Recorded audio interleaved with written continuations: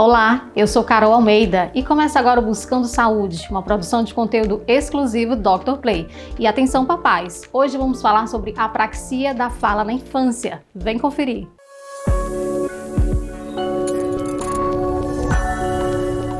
Aqui com a gente a fonoaudióloga pediatra Cristiane Porto. Cristiane, já te falo, estou cheia de dúvidas. Seja bem-vinda. Obrigada, Carol.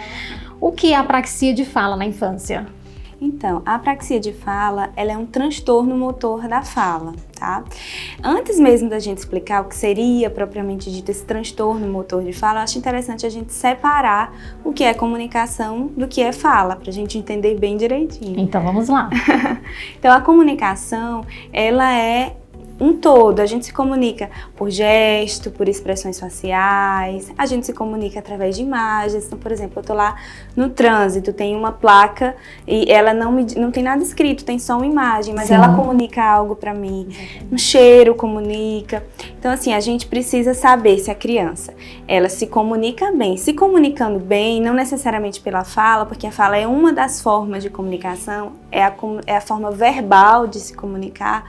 Se a criança ela tem uma boa comunicação, ou seja, ela expressa quando ela está triste, quando ela está feliz, quando ela quer alguma coisa, quando ela acha algo interessante, mas ela não consegue verbalizar isso, então a gente pensa num transtorno motor de fala. E a apraxia de fala da infância, ela é um dos transtornos motores de fala e ela está relacionada ao planejamento, à programação e o planejamento, né, da fala.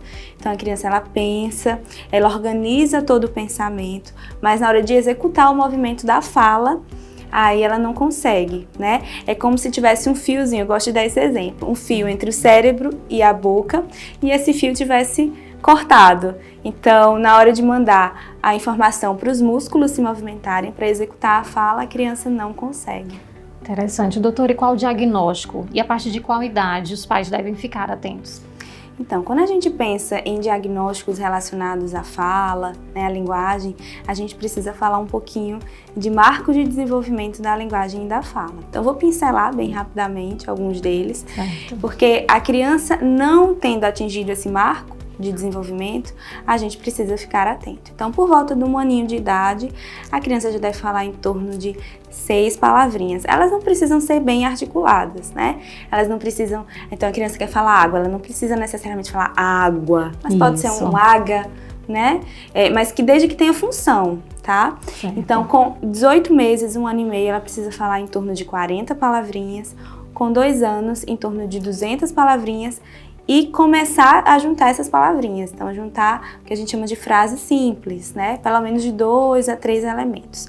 Com 1 aninho de idade, 1 ano e 2 meses, a criança não fala nenhuma palavrinha, o pai e a mãe já devem procurar um fonoaudiólogo, porque isso já pode ser indício de um transtorno de fala ou de linguagem ou ambos. Doutor, e como é o tratamento? Então, o tratamento especificamente da apraxia de fala, ele é treino motor, né? Sim. Ele é um transtorno motor de fala. Então, a terapia ela tem que ser intensa, né? Ela requer vários exercícios, né? Para que a gente trabalhe esse planejamento e essa programação motora. Então, a terapia em si, o tratamento, é muito treino.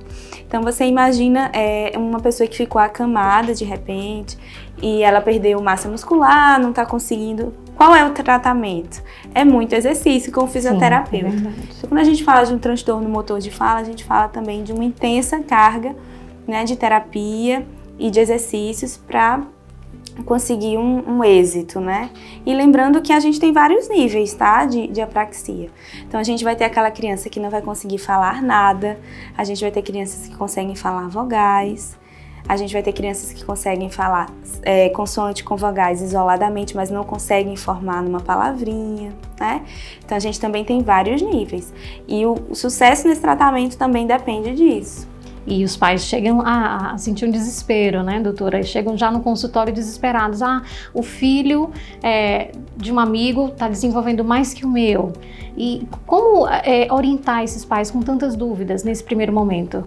Então, é natural que a gente compare, né? A gente que tem mais de um filho compara. Por exemplo, eu tenho 2 filhos, eu naturalmente comparo. É algo que a gente diz, olha, não compara, porque cada criança se desenvolve de uma forma. Isso. Mas a gente acaba realmente comparando. O que eu oriento é que converse sempre com os profissionais que acompanham essa criança, porque eles terão um raio-x de como essa criança chegou e de como ela está progredindo, né? Uma coisa que é importante a gente falar, a criança está há muito tempo na terapia, não teve progresso, alguma coisa não está indo bem, né? Não que a criança precise evoluir rapidamente, então em 10 sessões a criança já vai sair falando. Algumas até têm uma evolução mais rápida, outras não. Mas esse planejamento terapêutico, ele precisa estar sendo revisto, ele precisa ser conversado com os pais, né? A gente precisa saber também quais são as angústias, as metas dos pais. A gente precisa expor as metas da gente enquanto profissional também, né? Então, sempre profissionais que estão acompanhando a criança e os pais estarem bem alinhados. E aí a gente consegue tanto fazer com que os pais fiquem mais tranquilos, como mais engajados também nesse tratamento. A apraxia da fala na infância, ela não é uma doença, né, doutora? É uma dificuldade. Ela é um transtorno, tá? Não é doença porque não tem cura. O cérebro da criança, quando a gente fala de transtorno, de neurodesenvolvimento, é porque o cérebro da criança, desde que ela nasceu, funciona diferente para determinada área, para determinada habilidade.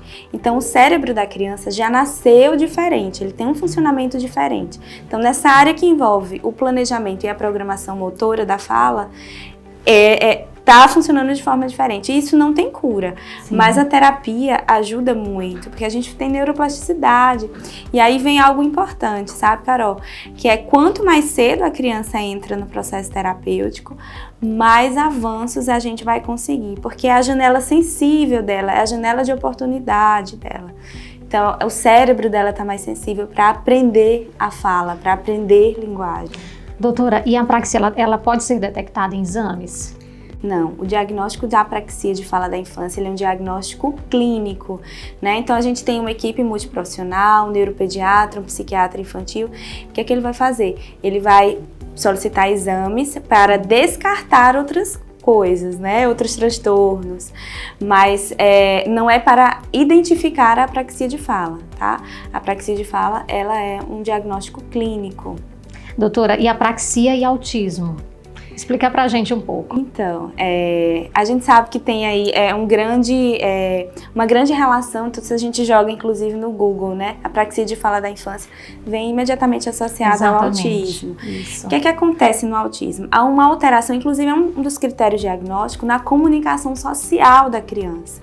Então, a parte da comunicação dela está alterada. Para a gente dizer que uma criança tem TEA, né, o transtorno do espectro do autismo, e apraxia, a gente primeiro precisa conseguir estruturar a linguagem, porque muitas vezes a criança não fala porque ela não tem uma boa intenção comunicativa, porque ela ainda não consegue nomear, porque ela ainda não consegue fazer uso de verbos, né? Então, a gente primeiro precisa avaliar muito bem essa comunicação da criança, porque lembra que a criança com apraxia de fala, ela entende tudo, ela sabe o que ela quer falar, ela tenta falar, mas não consegue. E no autismo a gente tem que a criança tem essa dificuldade exatamente em comunicar.